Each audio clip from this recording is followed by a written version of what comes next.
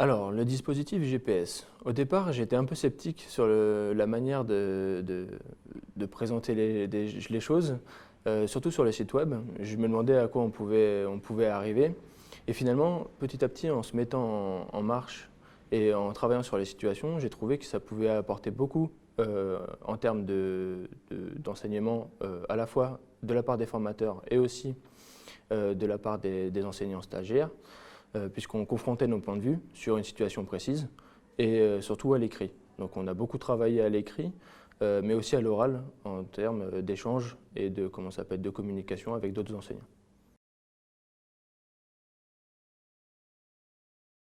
Alors la principale différence que je trouve est assez importante, c'est le fait de travailler profondément une situation. C'est-à-dire qu'on ne va pas en parler superficiellement, on va essayer de faire des recherches, on va approfondir avec des textes d'enseignants-chercheurs sur des situations qui parfois n'ont pas vraiment été traitées depuis quelques années.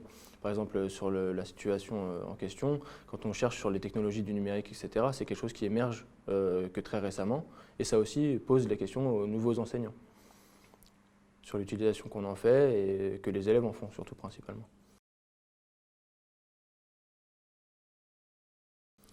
Alors déjà, je trouve que les ressources ont été plutôt apportées par les enseignants.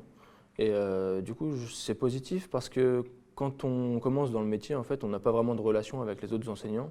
On ne sait pas trop comment s'y prendre.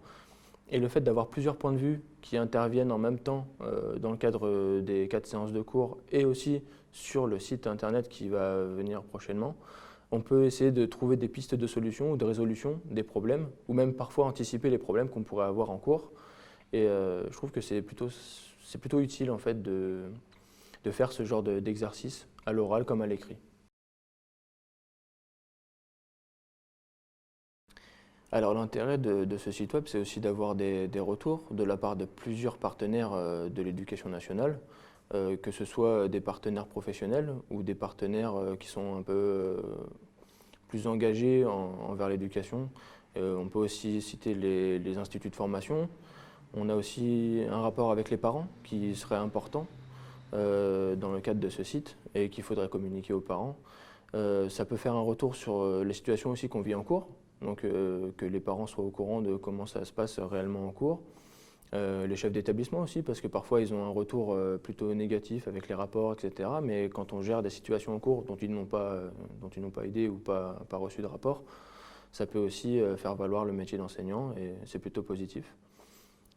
Ensuite, ça a un intérêt parce on peut aussi faire des appels à contribution. Donc les appels à contribution, c'est pas que on dépose une situation et puis on laisse tomber après. On essaie aussi de mettre en place des systèmes de poursuite et de construction autour d'une situation. Donc c'est quelque chose qu'on fait dans le temps et qui ne reste pas figé.